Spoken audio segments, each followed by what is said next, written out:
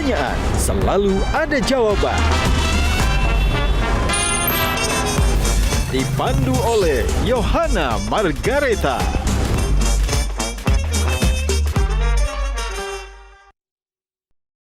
Dipersembahkan oleh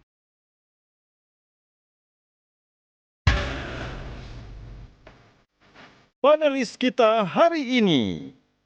Benar nggak waktu centering rupiah pernah dipotong dari 1.000 sampai 1 rupiah? Itu betul nggak? Bu Hatta aja nggak dikasih tahu. Ada nggak sih peristiwa-peristiwa yang memang Bung Hatta menolak menggunakan fasilitas negara karena merasa bahwa, oh ini kepentingan pribadi nih. Arti sederhana dari seorang Gus Dur seperti apa? Karena bagi aku, anak muda sekarang, sederhana itu hanya pencitraan.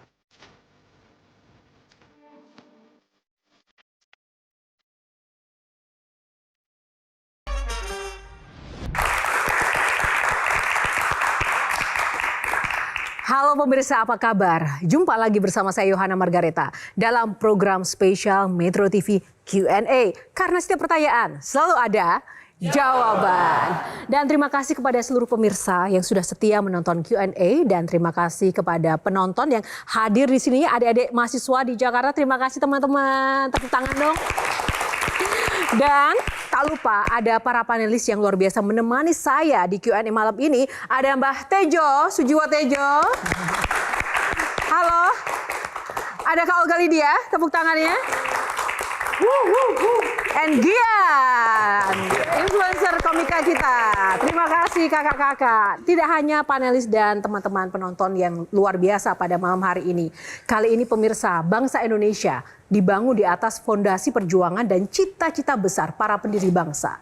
Namun, di tengah dinamika zaman, kita menyaksikan berbagai tantangan yang menguji persatuan, demokrasi, dan juga nilai-nilai kebangsaan. Malam ini, Q&A beruntung sekali kedatangan 3 narasumber istimewa, putra dan putri dari tokoh bangsa yang namanya lekat dalam sejarah bangsa Indonesia. Bagaimana pandangan ketiga sosok ini tentang Indonesia saat ini? Kita simak dulu cuplikan yang satu.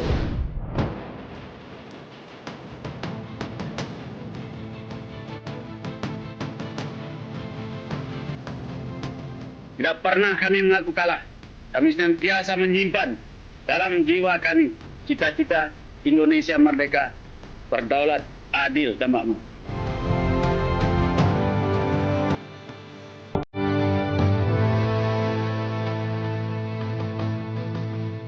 Anugerah Indonesia saya melihat, saya optimis untuk masa depan Indonesia. Karena saya melihat anak muda di bumi Indonesia benar adalah merupakan penggerak utama.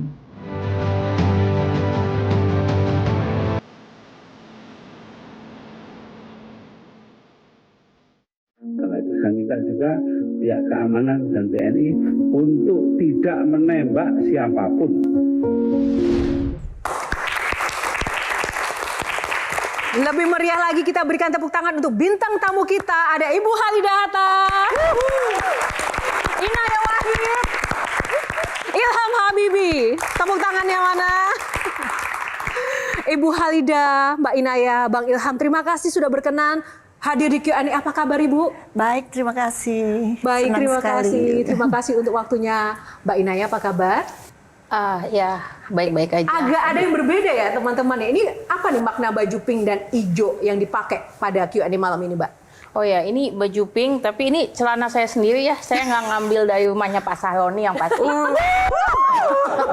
Saya nggak minjem celana pinknya dia. Permulaan.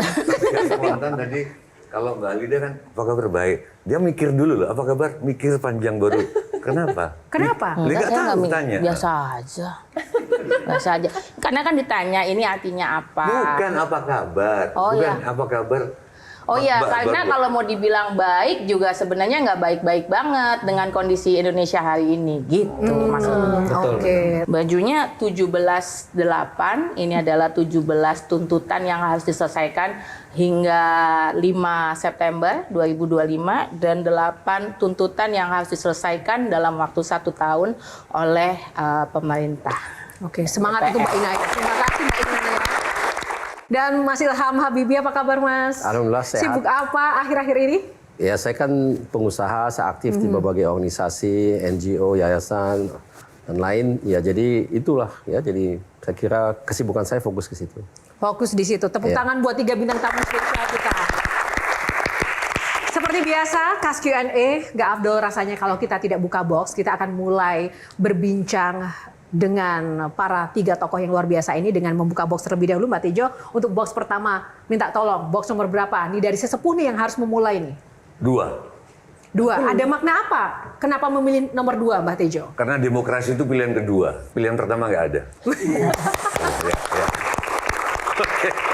Baik, kita buka box nomor 2. Warisan sederhana. Tepuk tangan semangatnya untuk box kali ini. Warisan sederhana, kita ingin berbicara tentang nilai-nilai para bapak bangsa yang kita akan bisa lihat dari putra-putri yang hadir di tengah-tengah kita. Tapi sebelum kita akan memulai, saya ingin tunjukkan sebuah petuah dari sosok seorang Gus Dur berikut ini. Gus Dur pernah mengatakan, tidak ada jabatan di dunia ini yang perlu dipertahankan mati-matian. Menurut Mbak Inaya, quotes Gus Dur ini, jika dilihat dengan situasi seperti ini, relevan nggak? Iya, relevan banget. Karena hari ini banyak sekali orang yang nggak bisa, yang fokusnya pada jabatan. Yang fokusnya itu memang bukan, misalnya nih, maju untuk punya sesuatu yang buat rakyat, untuk kepentingan rakyat. Mereka mau ke situ hanya karena emang ada jabatannya dan itu menguntungkan buat mereka. Itu sudut pandang mereka. Jadi kalau itu nggak bawa keuntungan, mereka nggak akan melakukan itu. Contoh simple, kenapa saya bilang mereka melakukan itu.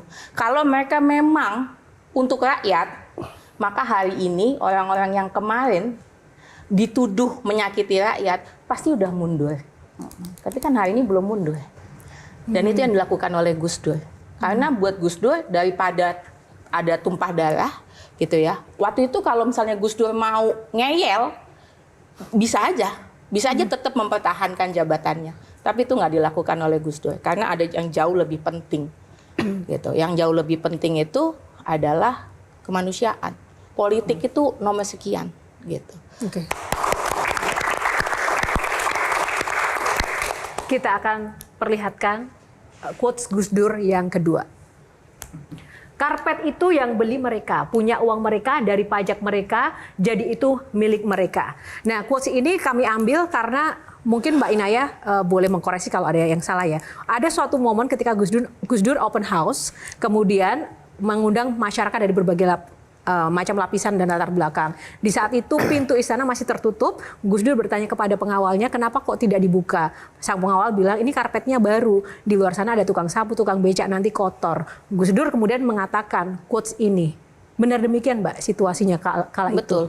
Betul. Itu Idul Fitri pertama dibuka untuk istana dibuka untuk open house. Tapi open house-nya nggak mulai-mulai dan staf istana itu malah sibuk kasak-kusuk. Gus Dur akhirnya tanya, ini kenapa sih kok nggak mulai-mulai gitu. Lalu mereka bilang, iya soalnya nih kita masih bingung, karpetnya kan masih baru Pak gitu. Ternyata di luar sana itu tamunya itu ada tukang sapu, ada segala macam lah lapisan masyarakat gitu. Ada mungkin pemulung dan segala macam. Nanti kalau mereka masuk karpetnya kotor, apa ini digulung aja ya gitu. Terus Gus Dur bilang, itu karpet yang beli mereka, pakai uangnya mereka. Mereka mau ngapain? Mereka mau lompat-lompat kayak mereka mau injek-injek. Terserah, mereka harus ngerasain dari barang yang dari uang mereka sendiri itu. Dari rakyat untuk rakyat. Sekarang kan juga dari rakyat untuk rakyat itu loh. Yang mana nih, Mbak? Gas air mata dibeli oleh uang rakyat. Ditembakkan ke rakyat juga. Oh gitu. Nggak gitu, Mbak Tejo. Apa sih namanya Gus Dur? Oh gitu ya, Mbak. Itu gas air mata dari rakyat untuk rakyat. Coba dong, coba yang fair dong. Apa bedanya? Ya aku nggak ngomong apa-apa kan, aku cuma menjelaskan cerita tadi. Barakuda dibeli oleh orang rakyat untuk melindas rakyat. Nggak salah kan? Dari rakyat untuk rakyat. Iya benar, tapi benar. Dan gas air mata dibeli pakai uang rakyat, dikasih ke rakyat, makanya rakyat nangis kan? terharu. Iya, pada saat kena dikasih gas air mata nangis karena ya terharu. Ih, baik banget ya pejabat kita ya ngasih. Baik banget Dina ya. Tolong Nah, agak banyak kok. enggak maksudku jangan sinis gitu loh. Gitu. Aku nggak sinis, aku cuma ngecek yang dilakukan Butut. Apa kamu kesini ya? Bicara soal rakyat, ini juga ada perwakilan rakyat melalui para panelis kita. Mungkin Gian boleh menyampaikan pertanyaan untuk para tokoh kita malam ini? Gian? Maaf, lagi cosplay wakil rakyat dipanggil tapi nggak mau denger.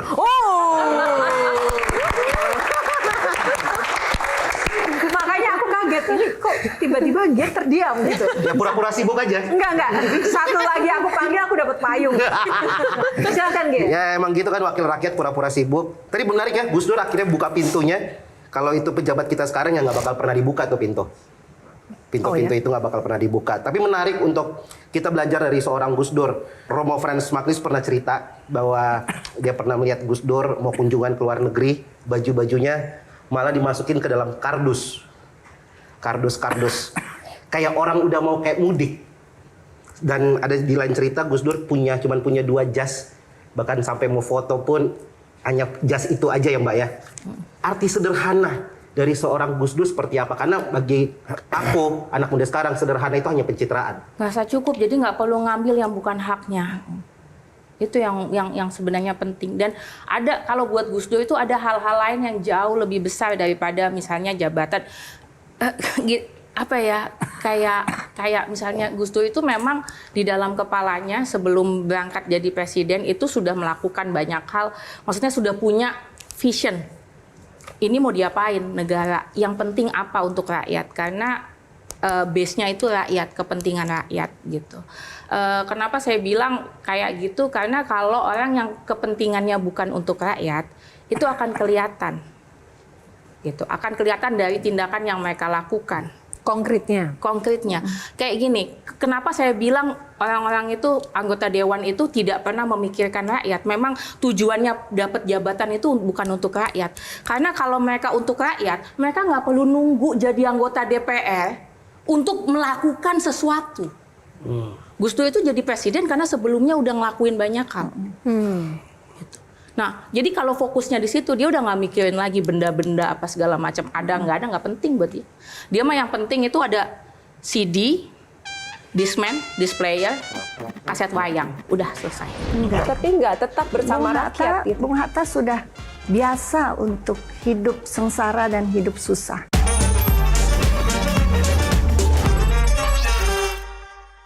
Dipersembahkan oleh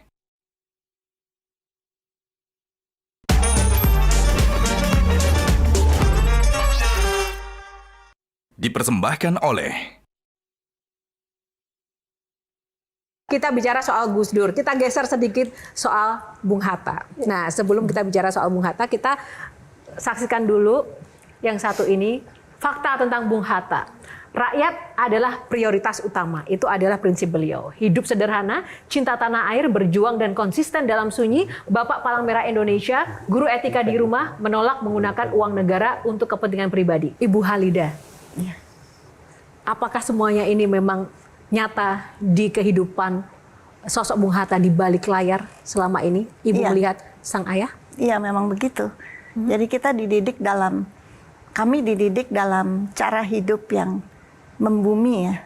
Jadi misalnya ada uang segini, ya kita hidup dalam keuangan yang kita punya dan buka-bukaan di dalam rumah. Mampunya kita apa dan prioritasnya apa, tetapi utamanya selalu memikirkan sekeliling kita. Makanya waktu Bung Hatta meninggal kan sampai Pak Rusdan Abdul Ghani mengatakan penjaga hati nurani bangsa. Karena memang hatinya selalu kepada rakyat dan perjuangannya itu memang itu. Jadi, kalau kita melihat para pendahulu kita, keluarganya cenderung memiliki sikap hidup yang sederhana, bahkan juga tidak bergaya hidup mewah. Tapi apakah sebenarnya ketika memiliki jabatan tertentu, menjadi seorang pemimpin tidak boleh kaya atau tidak boleh memiliki harta yang banyak, Ibu Halida? Menurut Ibu gimana? sebetulnya kalau itu adalah pencarian sendiri, dengan misalnya Bung Hatta itu dengan menulis buku, menulis tulisan, kemudian diterbitkan di luar negeri, dan ada uang, ditabung. Lalu ia mempunyai sesuatu barang yang memang berguna untuknya, untuk kehidupannya sehari-hari, itu ya sah saja. Misalnya harus tampil rapi, tapi tidak harus mewah.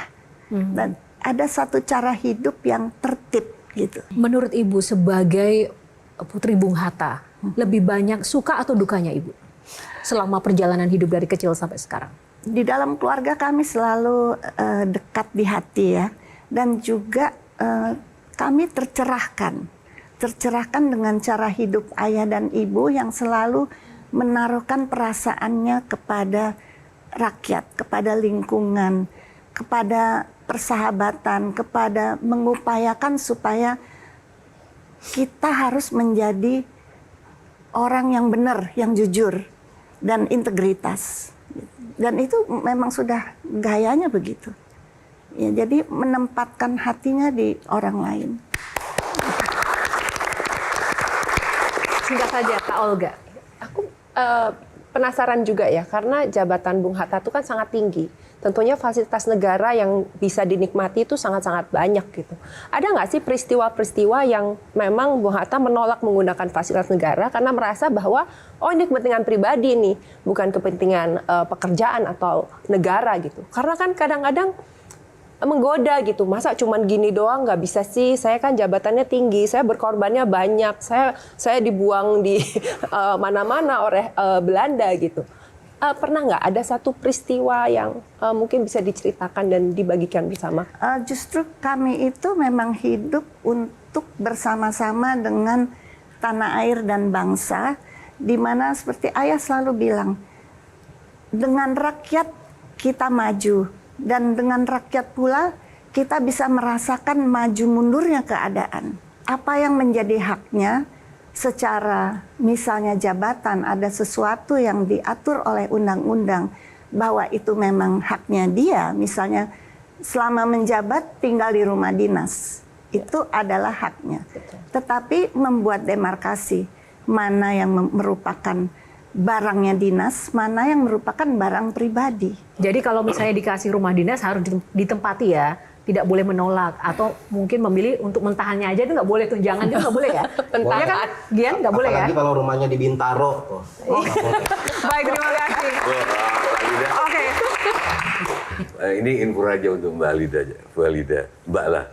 Jadi di Jakarta Utara pernah habis ngabuburit, saya sama Iwan Fals tampil, tapi saya memperhatikan pas Iwan Fals tampil lagunya tentang Bung Hatta. Itu penonton diem semua dan menyalakan lilin yang terdengar jasamu, terkenang jelas jiwa sederhanamu. Orang diam semua, seluruh. Jadi cuma ngasih tahu itu. Boleh nanya sekali? Oke, singkat saja. Saya mau konfirmasi ke Bu Alida tentang kejujuran. Benar nggak waktu senering rupiah pernah dipotong dari 1.000 sampai 1 rupiah? Besoknya. Itu kalau saya kan ngasih tahu keluarga supaya tukar dolar. Itu betul nggak Bu Hatta aja nggak dikasih tahu? Itu satu. Terus kedua soal etika. Betul nggak Pak Hatta itu setiap kali baca buku selalu bersih, kadang ada kiai yang bilang dia pakai sepatu dulu, terus mendoakan penulisnya, baru dia baca. Itu dua hal. Untuk yang pertama, iya, waktu menjadi wakil presiden, ada keputusan bahwa uang harus dipotong ya. Itu yang dibilang Gunting Syafruddin. Memang waktu sudah terjadi, ibu saya bilang, aduh kenapa ayah nggak bilang gitu. Lalu jawab ayah, ya kalau saya mengatakan nanti Yuka akan bilang kepada Mami, nanti Mami akan bilang kepada teman-temannya, dan ini kan rahasia negara. Tidak bisa. Gila ya. Bisa menahan diri untuk menyelamatkan, sebetulnya kan bisa menyelamatkan diri sendiri. Iya, kasih tahu dulu dong, besok mau dipotong dulu rupiah. Enggak. Tapi enggak, tetap bersama rakyat. Gitu. Bung Hatta sudah biasa untuk hidup sengsara dan hidup susah. Karena memimpin itu menderita. Rela untuk menjadi political prisoner, menjadi tahanan politik, karena gerakannya untuk kemerdekaan diawasi selalu waktu bikin kaderisasi pendidikan nasional Indonesia PNI baru tahun 30-an dari satu kota ke lain kota di Jawa, Jawa Tengah, Jawa Timur, Jawa Barat. Lalu jadi kan diawasi terus. Akhirnya tuh idealismenya itu dianggap berbahaya oleh pemerintah kolonial Belanda waktu itu. Terus dipenjarakan di Glodok, penjara Glodok untuk dibuang ke Bovendigul di Papua. Jadi sudah biasa, sudah di mana aku hidup yang kuinjak adalah tanah airku, aku gembira, aku bahagia. Loh, kosong. Kosong ya Mbak ya? Kirain tumbler, nggak taunya anggota dewan.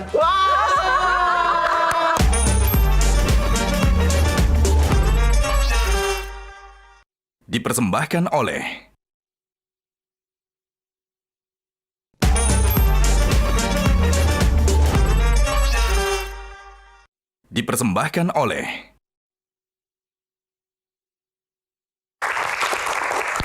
Ya, kembali di Q&A masih bersama Ibu Halidah Hatta, Mbak Inaya Wahid dan juga Bang Ilham Habibie. Nah, sebelum kita lanjutkan perbincangan, tadi kita masih ingin berdiskusi tentang pertanyaan kedua Mbak Tejo tentang buku ya Mbak Tejo. Karena Pak Hatta itu kan erat kehidupannya dengan buku beliau. Iya. Iya kan? Iya, ribuan ya bukunya ya. Ribuan buku. Kalau sekarang kan memang kayak literasi itu kurang ya Mbak Tejo. Itu Maksudnya di rumah politisi nggak ada buku sekarang. Maksudnya gitu. Iya, adanya kemarin sih temuannya nggak ada bukunya sih. Nggak ada buku yang lain. Nggak ada buku tapi ada Iron Man. Itu artinya isi kepalanya nggak ada tapi melihat rakyat cuma mainan. Oh, wow, tentang giat. Ngeri. Boleh minum nggak sih? Boleh Mbak, boleh Mbak, silakan minum. Kenapa haus Mbak? Loh, kosong. Kosong ya Mbak ya? Kirain tumbler, nggak taunya anggota dewan. Nggak ada isinya. Aduh, ngeri-ngeri sedap. Baik, Ibu Halidah Hatta, mohon harap bersabar ya malam ini ya. Ibu boleh berkenan menjawab tadi pertanyaan Mbak Tejo? Kalau di rumah memang kalau duduk di mejanya baca buku memang rapi. Jadi pantalon, terus sepatu yang kita bilangnya sepatu sandal ya. Ya, seperti khas orang Sumatera Barat ya. Dan kemeja yang rapi. Tapi kalau mendoakan penulisnya, saya sendiri nggak lihat ya. Seberapa sering, seberapa banyak buku yang dibaca Bung Hatta setiap hari Ibu? Bukunya banyak, tetapi tergantung apa yang sedang mau ditulis. Ibu juga sering dipaksa untuk membaca buku atau tidak? Nggak ada pemaksaan, tetapi sudah menjadi bagian dari budaya keluarga ya. Bung Hatta koleksinya buku ya. Kalau Gus Dur koleksinya apa? Sama, buku juga. Buku juga. Kalau Pak Habibie? Sama. Buku. Jadi saya Kesimpulannya apa? Jadi kesimpulannya, seandainya, ini maaf ya, maaf Bu Halidah, maaf ya Mas Ilham. Seandainya sekarang malam ya, waktu itu terjadi penjarahan, sorry, di rumah Bung Hatta, di rumah Gus Dur, di rumah Pak Habibie, orang cuma dapat buku ya. Pak Tejo, kalau mau jaga di rumah Gus Dur nggak dapat apa-apa karena Gus Dur itu bahkan setelah nggak jadi presiden itu minjem duit ke anaknya karena nggak punya duit. Kalau sekarang kan bajakin rakyatnya kan. Kita masih ada lanjutan box yang akan kita buka box kedua. Mbak Inaya, box nomor berapa untuk segmen kali ini? Sesuai urutan saya jadi 4 boleh. 4. Oke, kita buka box nomor 4. Democracy. Tepuk tangan untuk box malam. Waduh.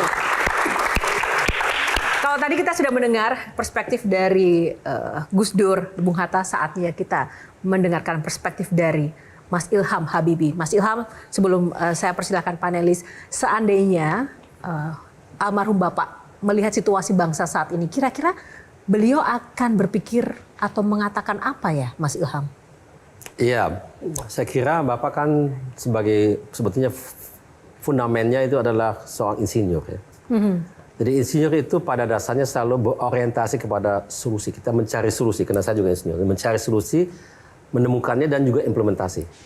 Jadi kalau kita lihat situasi saat ini, apa sebetulnya akar dari permasalahannya?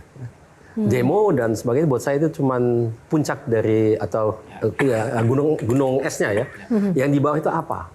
Ya jelas ya, lapangan pekerjaan kurang. Kemudian daya beli masyarakat menurun sekali. harga naik sebagian ya, tapi nggak semuanya, dan lain-lain ya. Itu yang pasti menjadi fokusnya, karena tidak ada gunanya kita mendamaikan demonstrasi, tapi masalah fundamentalnya nggak selesai. Ini dia masalah utamanya. Itu yang penting. Ini menarik. Nanti kita akan ulas Mas Ilham, tapi kita mau lihat dulu flashback sejenak apa yang menjadi kata-kata mutiara para pendahulu kita, Pak Habibie dan juga Gus Dur. Pak Habibie, kalau saya tidak mengubah sistemnya, maka saya akan menjadi bagian dari sistem yang salah. Oke, kita akan langsung juga lihat Gus Dur. Kekuasaan adalah amanah yang harus digunakan demi kesejahteraan rakyat. Sangat powerful sekali apa yang disampaikan Pak Habibie dan juga Gus Dur. Menurut Mas Ilham, relevansi dengan situasi sekarang seperti apa? Saya kira pertama yang saya ingin sampaikan ini mirip dengan Mbak Inaya. Kita harus sadar sebagai orang dimanapun kita berada, tujuannya bukan kekuasaan. Tujuannya adalah kita mengubah situasi, kita memperbaiki masa depan, kita mencari solusi. Kekuasaan itu adalah alat yang kita harus gunakan untuk mencapai tersebut, tapi bukan tujuan sendiri. Itu banyak orang yang keliru dengan itu, saya kira. Benar itu ya. Tapi itu memang bagian daripada masalah terkait dengan kekuasaan. Kekuasaan itu sebetulnya membuat orang dia bisa menjadi nggak pernah, dia selalu haus gitu ya. Nggak pernah puas. Kayak kecanduan gitu ya. Dan ada juga yang disebut sebagai mabuk kekuasaan atau kecanduan kekuasaan. Itu memang sesuatu hal yang susah ditangani oleh manusia. Ya. Saya kira itu memang satu kenyataan universal. Gitu ya. Jadi semua orang menghadapi itu. Jadi memang tidak semua orang bisa menangani dirinya kalau dia sudah berkuasa. Tidak bisa menangani dirinya ketika dia sudah berkuasa. Berasa ya dia sudah di atas semuanya. Jadi apapun yang dia lakukan benar dan susah ditantang, sudah dikritik gitu, nggak mau ngalah karena dia sudah berkuasa. Menarik adalah masalah solusi. Iya. Ya, dan menurutku ya benar, demo aspirasi itu adalah hal yang wajar di politik, di pemerintahan. Goncangan-goncangan itu hal yang biasa. Tapi yang kita bisa lihat, Bung Hatta, Gus Dur, dan Pak Habibie selalu mempunyai solusi terhadap suatu masalah. Tapi apa yang membedakan dengan pejabat-pejabat kita? Solusinya serasa nggak ada atau lambat. Apa yang membedakan? Value apa sih sebenarnya yang membedakan atau kenapa sih? Mulai dari niat. Kalau mau menjadi abdi negara, niatnya ya harus itu. Tidak memikirkan diri sendiri, memimpin itu siap menderita.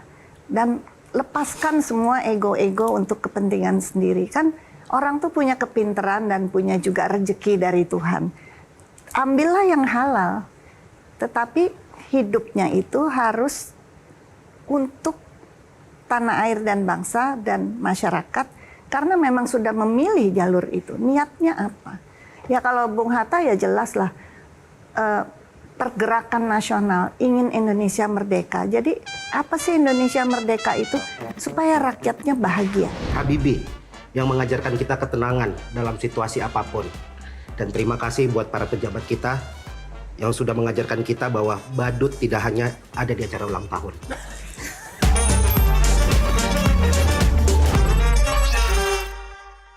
Dipersembahkan oleh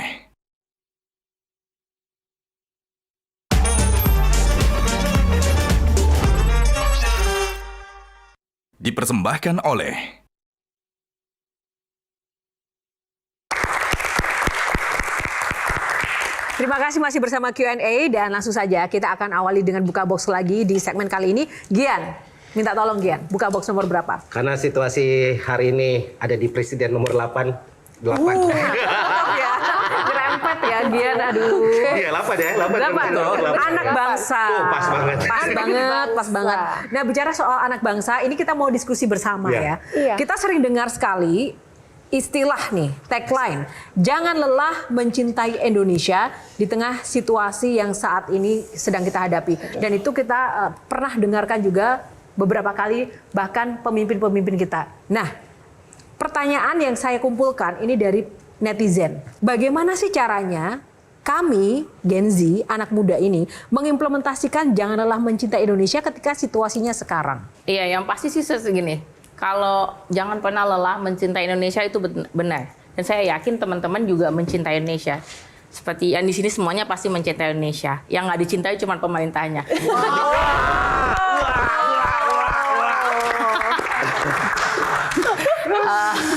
Aduh, lanjut. Pedas. Tapi lakukan terbaik apa yang bisa kita lakukan untuk make sure bahwa hari ini bukan cuman bahwa tujuan negara adil, sejahtera dirasakan oleh semuanya, itu benar-benar kejadian gitu. Nah, itu tugasnya kita semua tuh sebenarnya gitu. Tugasnya mengingatkan yang kerjanya nggak beres, yang melenceng, nah itu tugasnya kita juga gitu. Jadi kalau ada apapun yang melenceng, ya kita perlu berdiri gitu. Jadi hari ini jangan sampai, apalagi kalau ini masih ada nih gitu, yang jangankan ikutan, misalnya saat ini dalam situasi hari ini menyuarakan gitu ya, jangankan ikutan menyuarakan, udah nggak ikutan masih nggak apa-apa deh lah kalau itu, malah nyinyir ke yang ikutan. Itu jangan, karena biar gimana pun apa yang mereka perjuangkan itu nanti akan dirasakan oleh semuanya gitu. Dan make sure bahwa kita tuh nggak sendirian loh gitu. Jadi apapun yang kita lakukan, kalau itu berhubungan dengan negara gitu, itu akan dirasakan oleh semuanya. Tadi topiknya mengenai anak bangsa. Ada suatu masa di mana saat Gus Dur naik menjadi presiden, saya merasa betul menjadi anak bangsa sama seperti yang lain gitu, karena banyak hal-hal diskriminasi yang dicabut oleh Gus Dur, dan juga untuk saudara-saudara kita yang menganut kepercayaan itu juga menjadi anak bangsa juga, memiliki hak-hak yang sama. Mungkin Inayah bisa cerita dikit apa sih yang melatar belakangi Bapak untuk melakukan itu gitu? Karena biasanya itu menjadi prioritas nomor sekian gitu, karena banyak sekali masalah yang harus diselesaikan. Dan saat aku tambahin juga, ketika juga ada gejolak, kadang isu-isu SARA atau diskriminasi itu dimunculkan sebagai mungkin pengalihan isu, padahal itu sangat berbahaya juga, apalagi di era sekarang. Silakan Mbak Inayah. Gus Dur tuh selalu ngomong, nggak ada yang namanya gini, perdamaian tanpa keadilan itu ilusi. Jadi kita nggak bisa ngomongin kita punya negara damai kalau rakyatnya ngerasa nggak adil. Keadilan pertama itu adalah eksistensinya diakuin, identitasnya diakuin. Saya ada, mereka ada, itu dulu. Dan itu yang ingin dilakukan oleh Gus Dur. Makanya semuanya, teman-teman misalnya dari Papua dulu bilang ngerasa eksistensinya dengan nama Irian Jaya yang dianggap peyoratif. Mereka nggak mau nama itu. Ya sudah, dikembalikan lagi identitasnya gitu. Jadi teman-teman teman-teman Tionghoa dikembalikan, bukan dikembalikan, maksudnya itu emang punya mereka gitu. Harus diakuin gitu. Jadi itu yang basic, itu basic humanity. Kita nggak bisa nuntut apapun kalau yang paling basic aja nggak dikasih, hak hidup mereka nggak dikasih. Ngomongin hak hidup, saya pengen melakukan sesuatu.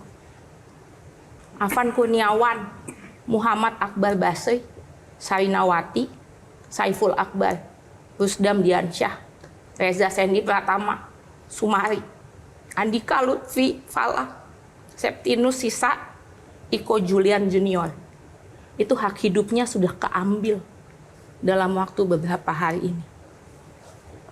Jadi kalau sampai keadilan nggak dikembalikan ke rakyat udah bayar pajak, rakyat sudah melakukan semuanya, dan anggota dewan masih nggak memberikan hak rakyat, saya udah nggak tahu lagi deh itu manusia apa.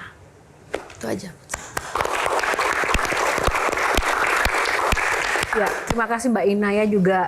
Di forum ini juga kita terus berdoa untuk rekan-rekan kita yang tiada karena apa yang terjadi pada bangsa ini. Semoga pengorbanan mereka melalui apapun yang peristiwa kemarin yang terjadi ini benar-benar menjadi sebuah pemencut tersendiri untuk menyadarkan seluruh pihak, khususnya pemerintah maupun DPR, untuk bisa lebih lagi fokus untuk kesejahteraan bahkan keadilan masyarakat. Baik, karena waktu kita terbatas, langsung saja kita udah masuk, mohon maaf, ke penutup. Mbak Tejo, silahkan Mbak. Ya langsung ke Bu Halida, saya iri ada lagi enggak pemimpin yang dulu gebrak-gebrakan meja di rapat, habis itu goncengan bareng pulang. Kalau yang saya tahu dari Bung Karno sama Bung Hatta, dia sudah pecah dari Dwi Tunggal, Tapi kalau nggak salah yang melamar melamar atau yang menikahkan Bung Hatta, Bung Karno, betul nggak? Yang menjodohkan. Yang menjodohkan. Banyak udah pecah tapi jodohin. Oh. Terus kalau Pak Ilham yang saya tertarik adalah bagaimana seorang pemimpin itu dibiarkan menjadi dirinya sendiri. Saya tertarik ke bukunya Tuti Aditama tentang Bung Karno dari Pare-Pare ke Aachen. Bung Habibie itu kalau makan cemong, mulutnya cemong. Terus ditanya sama Bu wartawan ini, nggak dimarahi. Jawabannya Bu Ainun menarik. No, he is my lovely little boy. Biarin. Jadi jangan diatur-atur lah gitu loh. Yang kedua soal cinta, jangan pernah lelah mencintai apa? Itu nggak tepat karena cinta itu nggak pernah ada lelahnya. Tapi menjadi Indonesia mungkin jangan pernah lelah. Saya berpendapat bahwa cinta tak perlu pengorbanan. Pada saat kau merasa berkorban, cintamu sudah mulai pudar. Cinta nggak ada lelah-lelahnya. Yang terakhir karena ini Bung Gus Dur itu nggak ada pekerjaan lain kecuali kalau lagi senggang masang earphone wayang. Dengerin wayang, saya bawa wayang. Dari Bu Ahlida sama Pak Ilham tentang generasi instan. Tolong kalian jangan jadi ini. Ini Gatot Kaca. Gatot Kaca itu masih bayi, mau diadu sama angkara murka raksasa, dicemplungkan ke kawah Candra di muka. Langsung gede begini. Jangan, nggak ada yang instan kata Bu Halida, nggak ada yang instan kata Mas Ilham. Kawah Candra di muka dulu berupa neraka, tapi mungkin sekarang bernama Mahkamah Konstitusi. Yeah.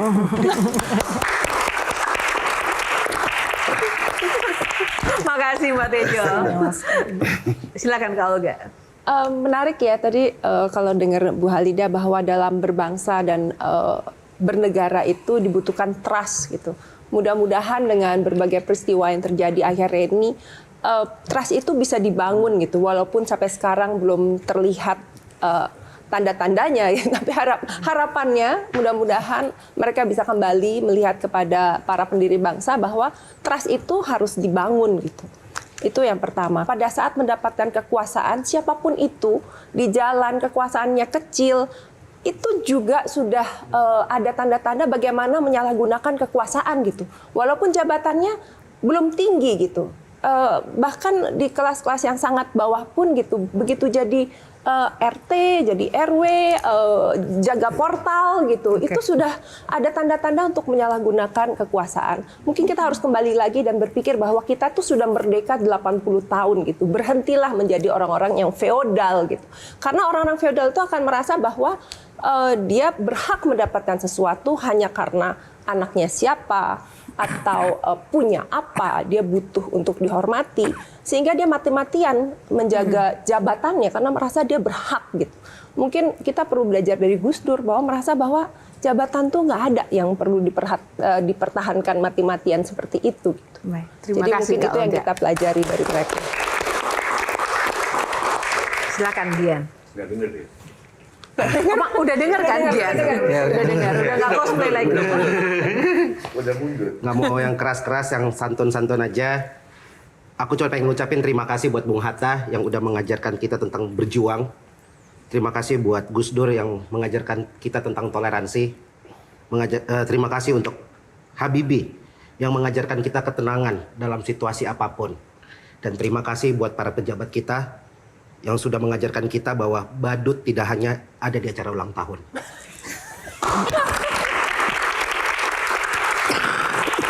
Terima kasih Dian, Kak Olga, dan Mbak Tejo. Baik, closing statement langsung saja dari Mas Ilham dulu, singkat saja closing statement, pesan untuk pemirsa Q&A di rumah. Kalau mengacu ke tema hari ini, Indonesia masa gitu. Ya.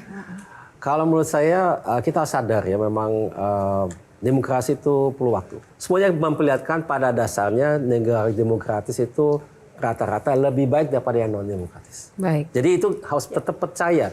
Jangan kena lelah, menyerah, cinta dengan Indonesia dan cinta dengan Indonesia saat ini. Seperti ini. Itu Terima aja. kasih Mas Ilham. Apapun situasinya. Apapun gonjang-gancing demokrasi itu ada di semua negara kok. Ya. Jadi jangan kita malu kayak kita kayak gini. Bukan saya, itu bukan excuse ya, bukan ini. Kita harus perbaiki, tapi itu selalu terjadi.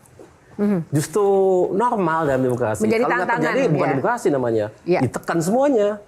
Ya kan? Itulah Beda itu. kenapa kita nggak boleh menyerah. Seperti kata Pak Habibie. Betul sekali. Baik, Ibu Halida, Saya setuju sama pesan buat pemirsa dan generasi muda kita. ya, kita dengan kejadian-kejadian ini ya kok sekarang kita begini ya. Jadi terutama dari pihak penguasa yang mempunyai otorita, hargailah manusia dan selesaikanlah masalah-masalah yang terkait dengan kemanusiaan. Jadi masalah tidak hanya di ibu kota, tetapi di seluruh tanah air kita, hargailah manusia. Berilah satu, ya bukan apa ya, satu peluang yang besar untuk mendidik bangsa dengan baik, memberi literasi kepada masyarakat dan komunikasi yang baik. Semua jangan diselesaikan dengan represif, dengan menakut-nakuti. Sebab Indonesia itu adalah yang sudah dipilih republik bentuknya dan demokrasi sistemnya. Bung Hatta pernah mengatakan demokrasi bisa di Indonesia bisa satu waktu seperti kehilangan dari esensinya. Tapi percayalah bahwa kita akan kembali. Dan itu semua adalah karena manusia yang mau sadar bahwa kita adalah satu bangsa dan kita, negara ini, tanah air ini bukan untuk kita sekarang tapi untuk kedepannya. Rawatlah Indonesia dan jangan digaruk kekayaannya. Adalah untuk kita tumbuh bersama, untuk masa depan, untuk peradaban. Dan itu adalah cita-cita dari para pendiri bangsa maupun para pemimpin yang cinta kepada rakyat. Baik, tepuk tangan luar biasa untuk Ibu Halida. Terima kasih Ibu Halida. Pamungkas, silakan Mbak Inaya.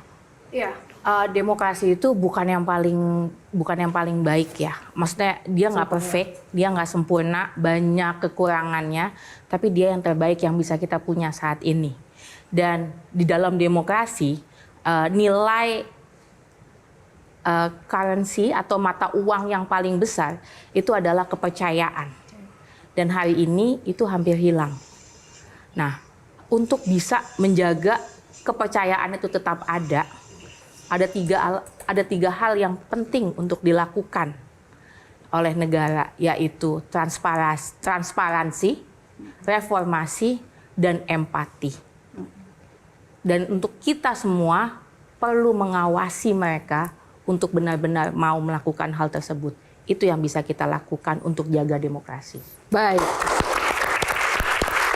Terima kasih sekali lagi, luar biasa inspirasi dari Bang Ilham, Mbak Inaya, dan Ibu Halida. Terima kasih untuk waktunya dan juga para panelis kita, Mbak Tejo, Kak Olga, dan juga Gian, teman-teman yang ada di Q&A pada malam hari ini. Tepuk tangan untuk kita semua. Terima kasih waktunya, inspirasi dan juga insight-nya. Dan terima kasih untuk Anda pemirsa. Demikianlah episode Q&A kali ini. Semoga dapat memberikan inspirasi dan juga menambah pengetahuan baru bagi Anda yang menyaksikan pada malam hari ini. Dan tak lupa terima kasih untuk Sarung Gajah Duduk yang telah menyediakan busana yang saya kenakan pada hari ini, Sarung Gajah Duduk Legenda Nusantara yang ada tulisan Arabnya. Atas nama kru yang bertugas, saya Yohana Margareta undur diri. Kita akan bertemu dalam episode Q&A yang inspiratif lainnya, karena setiap pertanyaan selalu ada jawaban. Terima kasih, sampai jumpa lagi. Terima kasih.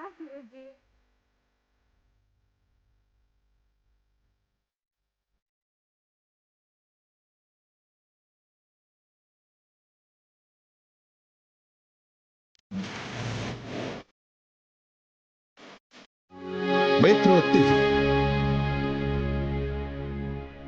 Pertanyaan selalu ada jawaban. Dipandu oleh Yohana Margareta.